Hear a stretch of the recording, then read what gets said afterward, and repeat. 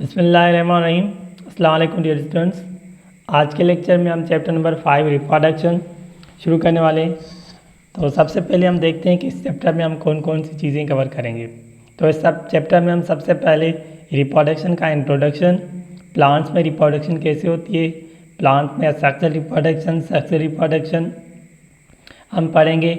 उसके बाद हम असेक्सुअल रिप्रोडक्शन पढ़ेंगे, एनिमल्स में सेक्सुअल रिप्रोडक्शन पढ़ेंगे, रेबिट में और male reproductive system, female reproductive system पढ़ेंगे, पॉपुलेशन प्लानिंग पढ़ेंगे और जो सेक्सुअली ट्रांसमिटेड डिजीज़ हैं वो हम पढ़ेंगे, जैसे फॉर एग्जांपल एड्स हो गई।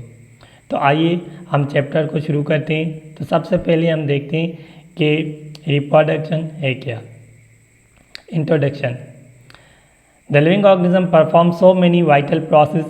One of the processes where living organism produce offspring of their own kind is called reproduction. Living organisms जो हैं, जिंदा जानदार जो हैं, बहुत सारे काम करते हैं, बहुत सारे अमल करते हैं। उसमें एक अमल ये भी है कि वो अपने जैसा ऑफस्प्रिंग बच्चा पैदा करते हैं। इस अमल को हम कहते हैं reproduction. Reproduction is the most fundamental function of living things. It is essential for continuing and survival of species.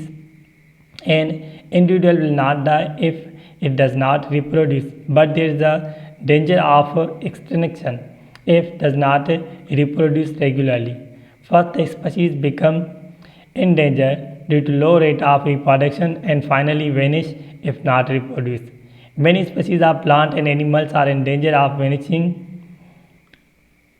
because men use them or kill them in such a large number which cross the limit of its rate of reproduction. Sometimes changes in the habitat of organism due to different activities.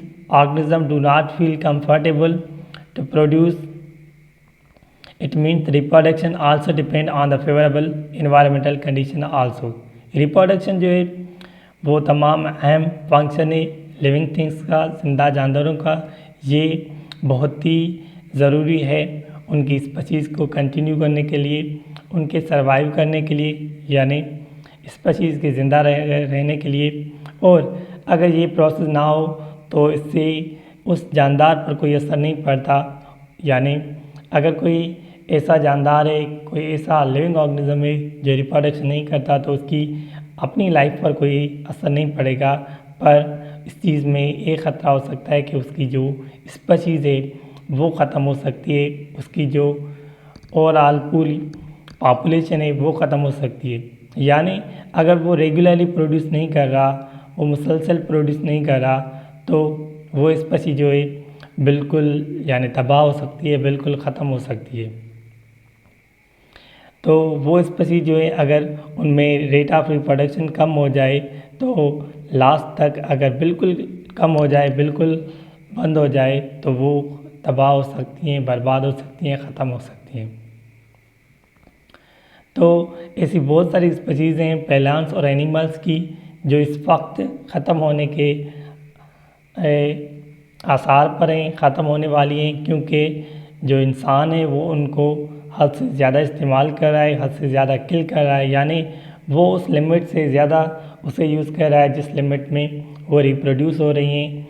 यानी उनकी जो generation है वो जितनी बढ़ रही है उससे दुगनी, उससे कहीं ज़्यादा जो है इंसान उन चीज़ों को इस्तेमाल कर रहा है। कभी कभी हैबिटाट की वजह से जो ऑर्गेनिज्म होती हैं उनकी एक्टिविटी डिस्टर्ब होती हैं, वो कंफर्टेबल नहीं होते रिप्रोडक्शन के लिए, तो ये इन्वायरमेंटल कंडीशंस भी उनके रिप्रोडक्शन पर असरात डालती हैं। तो आइए हम टाइप्स देखते हैं कि रिप्रोडक्शन के कौन से टाइप्स हैं। तो living organisms can produce by two ways. जो जिंदा जानदार होते हैं वो दो तरीक़ों से रिप्रोडक्शन करते हैं, एक असेक्सुअली, असेक्सुअल रिप्रोडक्शन क्या है? Type of reproduction takes place without fusion of male and female gamete. यानी असेक्सुअल रिप्रोडक्शन ऐसा रिप्रोडक्शन का टाइप है जो मेल और फीमेल गैमेट्स के फ्यूजन के बिना यानी ऑफस्प्रिंग पैदा करता है। इसमें मेल और फीमेल गैमेट्स फ्यूज़ नहीं होते। और सेक्सुअल रिप्रोडक्शन, इसमें type of reproduction which takes place by the fusion of male and female gamete, sex cell. यानी इसमें मेल और फीमेल गैमेट्स होते हैं वो फ्यूज़ होते हैं, उसी वजह से जो है नया जानदार पैदा होता है। Asexually in this type of reproduction only one parent is involve. Asexually reproduction में सिर्फ एक पेरेंट शामिल होता है और सेक्सुअल रिप्रोडक्शन में दो पेरेंट्स इन्वॉल्व होते हैं जो अपोजिट सेक्स के होते हैं, एक मेल होता है दूसरा फीमेल होता है। और इसमें जो ऑफस्प्रिंग्स होते हैं बिल्कुल अपने पेरेंट जैसे होते हैं। अगर ऑफस्प्रिंग और पेरेंट्स सेम हो तो ये असेक्सुअल रिप्रोडक्शन होगी। और सेक्सुअल रिप्रोडक्शन में जो ऑफस्प्रिंग्स होते हैं वो बिल्कुल अपने पेरेंट की कॉपी नहीं होती, सिमिलर नहीं होती, वो चेंज होते हैं। तो ये सेक्सुअल रिप्रोडक्शन में होता है। और ऑर्गेनिज्म जो है जेनेटिकली सिमिलर होते हैं अपने पेरेंट के सेक्सुअल रिप्रोडक्शन में। और सेक्सुअल रिप्रोडक्शन में जो ऑर्गेनिज्म होते हैं, जो ऑफस्प्रिंग्स होते हैं, वो अपने पेरेंट्स से जेनेटिकली चेंज होते हैं, डिसिमिलर होते हैं, क्योंकि उनमें दो पेरेंट्स का जेनेटिक मटेरियल मौजूद होता है। No new combination of genes genetic recombination occur. Asexual reproduction में कोई भी न्यू कॉम्बिनेशन नहीं होता जीन्स का। और सेक्सुअल रिप्रोडक्शन में genetic recombination which causes variation and lead to evolution. और जेनेटिक रिकॉम्बिनेशन होती है सेक्सुअल रिप्रोडक्शन में, उसकी वजह से उनके जेनेटिक मटेरियल में चेंजेस आती हैं। तो student that's all about today's lecture.